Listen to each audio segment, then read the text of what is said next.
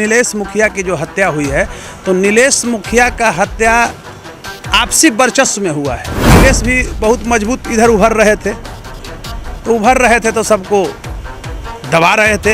एक क्रिमिनल जब कमज़ोर पड़ता है तो वो ज़रूर चाहता है कि हम जो भारी पड़ रहा है उससे लड़ें। तो एक क्रिमिनल को दबाने के लिए दूसरा क्रिमिनल पैदा हो रहा है। इसमें थानेदार मदद करता है। एक वार्ड पार्षद के पति भी जब सुरक्षित नहीं रह रहा है तो इसके लिए दोषी कौन है? Not only the public but the state government also is guilty. आने वाले को सीआरपीसी नहीं पता चलता है, आईपीसी नहीं पता चल रहा है, थानेदार वैसे बने हुए हैं। गुंडा लोग सब मिला हुआ है थाने से, थानेदार मिला हुआ है गुंडा से। नमस्कार, NBC 24 देख रहे हैं आप। मैं हूं आपके साथ अभिषेक। नीलेश मुखिया हत्याकांड को लेकर लगातार पटना की सियासत, बिहार की सियासत तेज है। ऐसे में लगातार कहीं ना कहीं नीलेश मुखिया को लेकर उनके समर्थक आंदोलन कर रहे हैं, प्रदर्शन कर रहे हैं, तो वहीं लगातार यह मांग कर रहे हैं कि नीलेश मुखिया को न्याय मिलना चाहिए। ऐसे में हमारे साथ बात करने के लिए पटना हाईकोर्ट के जाने माने अधिवक्ता कौशलेंद्र नारायण है, जुड़ेंगे, बात करेंगे। कौशलेंद्र जी, लगातार नीलेश मुखिया हत्याकांड को लेकर पटना में लोग प्रदर्शन कर रहे हैं, तोड़फोड़ कर रहे हैं, ऐसे में न्याय की मांग कर रहे हैं, कैसे देख रहे हैं नीलेश मुखिया? देखिए, सबसे पहले तो हम आपके चैनल के प्रति आभार व्यक्त करते हैं, और विशेषकर आपका भी, कि आप त्वरित जो अभी पाटलिपुत्र का मुद्दा है, यानी राजधानी का जो मुद्दा है, उस पर हमारा विचार लेने आए हैं। तो सर्वप्रथम मैं आपको बता रहा हूँ, बार बार मैं कहता हूँ कि अभी वर्तमान में माने बिहार की जो स्थिति है, इसमें कॉन्स्टिट्यूशनल ब्रेकडाउन है। थाने वाले को सीआरपीसी नहीं पता चलता है, आईपीसी नहीं पता चल रहा है, थानेदार वैसे बने हुए हैं। और है क्या ना कि गुंडा लोग सब मिला हुआ है थाने से, थानेदार मिला हुआ है गुंडा से, और उसी तरह से मॉनिटरिंग हो रहा है। अब बताइए, जिस नीलेश की बात की है, तो उनके पत्नी भी वार्ड पार्षद हैं।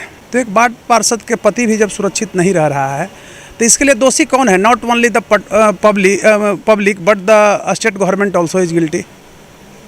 मेरा ये मानना है कि इसमें पब्लिक की तो कहीं है नहीं, इसलिए कि पब्लिक तो सिर्फ एक वोट दे देती है, सरकार बन जाती है। तो अभी वर्तमान में जो स्थिति है बिहार का, तो एकदम मैं बता रहा हूँ कॉन्स्टिट्यूशनल ब्रेकडाउन है, इसको इस रूप में कह सकते हैं। अब आप ये बताइए कि प्रतिदिन 6-7 हत्याएँ हो रही है, इसको आप किस नज़र से देख सकते हैं? एक आम पब्लिक के रूप में देखिए। देखिए, मैं एक एडवोकेट हूँ, यह मायने नहीं रखता, मायने यह रखता है कि मैं भी एक जिम्मेवार नागरिक हूँ। पहले एक मेरा भी वोट है। तो आप उस रूप में अगर देखते हैं तो ये वर्तमान सरकार तो मतलब बिहार को समाप्त कर दिया। जिस बिहार के जो मुखिया हैं, वो जंगल राज का नारा दे करके आए सत्ता में। 5 साल में भी इनका मुरीद रहा, लेकिन 10 के बाद तो ये व्यक्ति सिर्फ एक जाति में सीमित हो गया। जितना भी इनके जाति का क्रिमिनल्स थे, आप देखिएगा, सबसे बड़ा नक्सली के लीडर को पकड़ा, अरविंद को, बहुत कायदे से इन्होंने जिप्सी में, जिस तरह से कोई रिलेटिव को बैठाता है, बैठा करके पुलिस ले गई और बेऊर में पहुंचाया, जबकि उसको काउंटर कर देना चाहिए था वहीं। तो जब तक यहाँ ये नहीं होना चाहिए, सरकार के स्तर पर कड़ाई नहीं होगी, तो बिहार का कोई विकास नहीं हो सकता है और कोई लाइन ऑर्डर मेंटेन नहीं हो सकता है। आप देखिएगा, जो एसपी की पोस्टिंग हो रही है, आप लिस्ट उठा करके देखिए कि जिस एसपी को जिला में रहना चाहिए था, तो उसको कहाँ रख दिए हैं? सचिवालय में फाइल ढोवा रहे हैं। और आज दूसरे रूप में आप देखिए कि जो थानेदार करोड़ों की अकुत संपत्ति बनाया है, जैसे आप अभी नीलेश मुखिया की जो हत्या हुई है, तो नीलेश मुखिया का हत्या आपसी वर्चस्व में हुआ है, बालू का धंधा से हुआ है, बालू की लड़ाई है वहाँ, उसके चलते हुआ है। नीलेश भी बहुत मजबूत इधर उभर रहे थे, तो सबको दबा रहे थे। एक क्रिमिनल जब कमज़ोर पड़ता है तो वो ज़रूर चाहता है कि हम जो भारी पड़ रहा है उससे लड़ें। तो एक क्रिमिनल को दबाने के लिए दूसरा क्रिमिनल पैदा हो रहा है। इसमें थानेदार मदद करता है। तो थानेदार के स्तर से जो गलती हो रही है, हर एक थानेदार को मैं बता रहा हूँ कि इनकी आय व्यय की संपत्ति मतलब जो कि क्या है, इसकी जांच जो है यहाँ एक निष्पक्ष एजेंसी से होना चाहिए। आप ये बताइए कि CID को केस देता है बिहार गवर्नमेंट। आप दिल्ली उल्ली में है क्या कि वहाँ एक अलग क्राइम ब्रांच रहता है, ढंग से निष्पक्ष जाँच करता है। यहाँ क्या है कि जिले से उठा कर दे देते हैं उसमें। तो क्या होगा मतलब क्राइम कंट्रोल? पहले CID को आप देखते होंगे, CID में वही केस ले जाता था जो केस को सड़ा देना है। आप इस रूप में हमसे पूछ सकते हैं, जब राजविंदर सिंह भट्टी यहाँ के DGP बने, तो मुझे भी बेहद खुशी हुई थी इस रूप में कि भट्टी एक कड़क आईपीएस रहे थे, इसमें कहीं कोई दो मत नहीं है। लेकिन वर्तमान सरकार में नीतीश का एक ऐसा मोहनी मंत्र है कि उस मंत्र से ये भी मोहित हो गए हैं कि क्राइम को बढ़ा रहे हैं। तो मेरा इस रूप में कहना है, मैं सीधा कह रहा हूँ कि भट्ट गई भट्टी की पुलिस। भट्टी की पुलिस अभी बिहार में सबसे ज़्यादा भट्ट गई है। इतना भ्रष्ट पुलिस, इतना भ्रष्ट अफसर भट्टी के रेंज में जो हैं जिला में कहीं नहीं है। आप ये बताइए कि मुजफ्फरपुर में इतना बड़ा घटना हुआ ना, पटना में मारा ना, प्रतिदिन अन्य जिला में हो रहा है ना, तो इसके लिए कौन दोषी है जी? क्रिमिनल दोषी है। इसके लिए थानेदार को जेल भेजना चाहिए। पीसफुल माहौल के लिए सबसे बड़ा लॉ एंड ऑर्डर के लिए दोषी कौन है थाने के अंदर? थानेदार। एसएचओ को जेल भेजे, 2-3 एसपी को लोग जेल अगर जाती सरकारी स्तर पर एफआईआर दर्ज करके, बिहार में देखते क्या अमन चैन हो जाता। नीलेश मुखिया पे हम आते हैं। नीलेश मुखिया को लेकर पटना के सिटी एसपी प्रेस कॉन्फ्रेंस करते हैं। वो कहते हैं कि लगातार पुलिस जांच कर रही है। ऐसे में जिस वाहन का यूज किया गया था मर्डर करने में, इसको देखते हुए पुलिस उसकी जांच कर रही है, कई सारे सबूत मिले। देखिए क्या जांच कर रही है? ये पुलिस कभी कहती है कि हम जांच नहीं कर रहे हैं? ऐसे सुने हैं? और जब कोई क्राइम होगा, दंगा होगा, तो पुलिस कहते पुलिस पहुंच गई, ऐसा हो गया है, लेकिन स्थिति नियंत्रण में है। ये तो कागजी सिर्फ होता है। अब नीलेश मुखिया की पत्नी का जो सिंदूर मिट गया, कोई वापस करेगा? नीलेश यादव का जो मांग का सिंदूर उसकी वाइफ का मिट गया, उसको कोई लौटाएगा? तो सरकार में बैठ के मलपुआ खा रहा है। कौन गाड़ी क्या है, तो आप गाड़ी आया तो क्यों नहीं पकड़ रहे हो जिस गाड़ी से अगर रेकी हुआ है? तो इसके लिए कौन दोषी है? इसके लिए पब्लिक दोषी है। इसके लिए not only the government but public but the government also is guilty. और खासकर पुलिस, बिहार का डीजीपी दोषी हैं। डीजीपी को पता नहीं है कि कौन थानेदार है। पटना में 2-3 थानेदार ऐसा है जो पूरे पटने में घूमित रह गया। लालू जी की सरकार में भी, नीतीश की सरकार में भी आए लोग अरबों की संपत्ति बनाया है बालू से, माफिया से। यहाँ जिस तरह से कैसे लोकतंत्र में कुछ भ्रष्ट नेता, कुछ पत्रकार भी ऐसे रहे जो अपराधियों से भी पैसा लिए। हत्या होता था तो पुलिस को भी फ़ोन करते, अपराधी से भी मिले हुए रहते थे और पैसा कमाया। वही चीज़ है, जब तक पुलिसिया फेरबदल नहीं होगा, अच्छे पुलिसकर्मी को नहीं लगाया जाएगा, तब तक क्राइम कंट्रोल नहीं हो सकता है। एक नीलेश नहीं, कितने नीलेश जा रहे हैं। अभी देखिए सिटी में मार दिया है, उधर मेहदीगंज में मार दिया है ना। तो क्या नीलेश की एक ठीक है वार्ड पार्षद उनकी पत्नी थी तो लोग जाना, उसका प्राण नहीं है? अरे आत्मा तो शरीर से उसका भी निकल गया ना, गोलियों का शिकार होकर के। तो जिसका मांग का सिंदूर, जिस माँ का मतलब गोद सुना कर दिया, उसके लिए कौन दोषी है?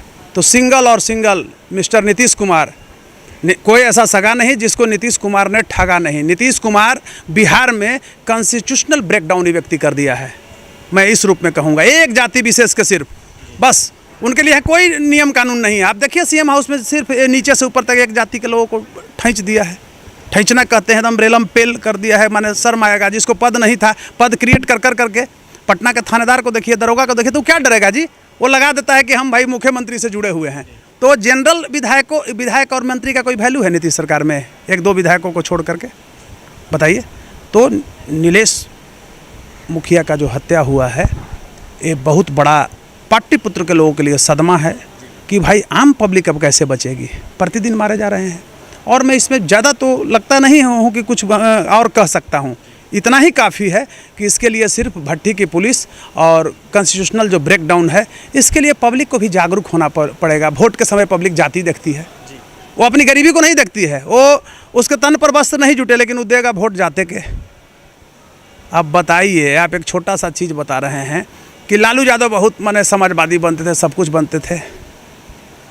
नीतीश जी बहुत जाति की जनगणना की बात करते हैं। तो बताइए ना भाई कि 15 साल मुख्यमंत्री 17 साल रह लिए ना, तो अन्य जाति को अबे देना। इनकी जाति कितना? 1%।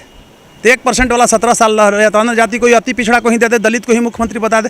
तो कोई ऐसा सगा नहीं जिसको इस व्यक्ति ने ठगा नहीं। नीतीश कुमार बिहार के लिए डेड वॉच है, डेड वॉच। समझ गए ना? आई सठिया गए हैं। अब इनका कोई जो रूप है, मैं स्पष्ट रूप से आपको कह रहा हूँ कि जितना भी क्राइम का डेवलपमेंट हो रहा है, जितना लूटे जा रहे हैं, अभी देखिए एम्बुलेंस में क्या हुआ। इनके ही सांसद जहानाबाद का 1697 करोड़ लूट लिया एम्बुलेंस का। उससे एक जाति के लोग को घाटा है। जिस जाति से नीतीश कुमार, उसके जाति के लोग नहीं एम्बुलेंस से जाता है, गरीब जो गांव में रहता है। तो एक नीतीश कुमार का चाल है। ये व्यक्ति का देखते हैं विक्षिप्त हो गए, हम यही कहेंगे विक्षिप्त हो गए। दिमाग भी कहीं कहीं काम न करता है। स्पष्ट रूप से मैं बता रहा हूँ। तो अब इनको सत्ता छोड़ के चले जाना चाहिए था। और जुडिशरी में भी अच्छे अच्छे को पैनल को देखिए, उसी तरह से हो रहा है। पैनल में भी वैसे ही लोग आ रहे हैं। हर जगह ही व्यक्ति नालंदा और एक जाति, बस नीतीश के जाति, समझ रहे हैं ना। तो कहीं नहीं सुधरेगा जब तक इससे आप ऊपर नहीं उठिएगा। नीतीश कुमार का क्या करेज था बिहार में कि जंगल राज के जब नारा दिए तो माने मैंडेट जो यहाँ की जनता दी थी वो अप्रत्याशित था। विश्वास किसी को नहीं हुआ था। इस व्यक्ति को लाया था कि अच्छा है, इंजीनियर आदमी है। इन्हीं व्यक्ति ने अपने आप को बर्बाद कर लिया। जिसको ये जो तेजस्वी यादव ने कहा कि नीतीश कुमार के एक बच्चा पैदा है, वो भी पता नहीं है कि वह किसका बच्चा है। किसने कहा था? तेजस्वी यादव ने ऑन रिकॉर्ड विधानसभा में बोला। तो इस व्यक्ति की मोरलिटी की बात करते हैं। मोरल लेजिस्लेशन नाम का नीतीश कुमार के पास कोई चीज़ नहीं है। आई व्यक्ति उसी को वो डिप्टी सीएम बना के अपने मुख्यमंत्री बन गए। तो किस न्याय की आप बात करते हैं? किस कैरेक्टर की बात करते हैं?